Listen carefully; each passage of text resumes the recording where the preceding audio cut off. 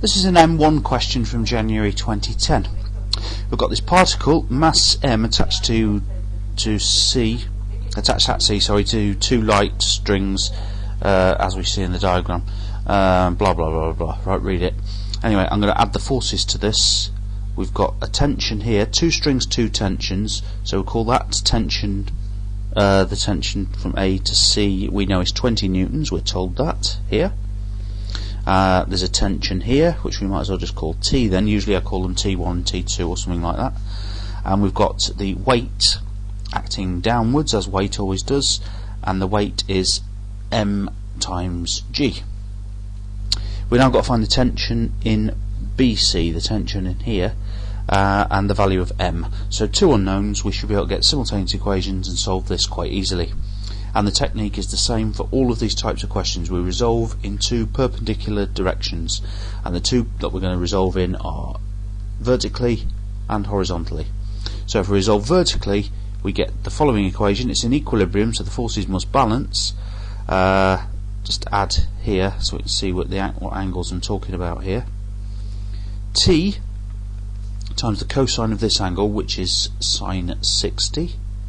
So T sine 60 or cosine 30, whichever way you want to look at it. Add 20 times sine 30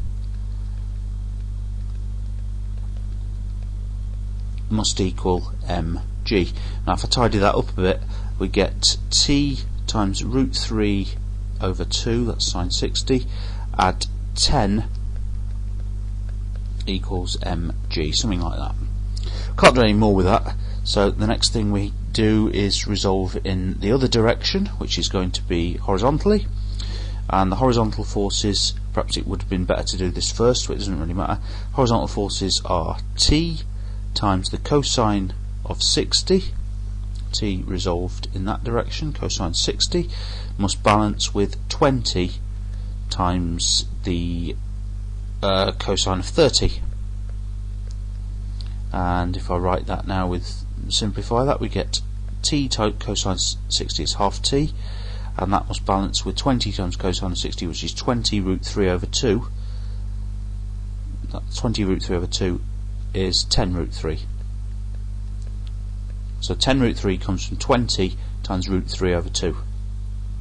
The 2 cancels with the 20. So we get T must equal 20 root 3. That's the tension. I would at this point whip out a calculator and figure out what that is as a decimal, but I'll leave it just like that. And the next thing we're told is that T root 3 over 2 plus 10 is mg. That's this equation here. So chucking in our value of T, we get that T times root 3 over 2 add 10 equals mg. This is 10 times 3 is 30, so that's 40 in total. So m is 40 divided by 9.8, whatever that works out to be.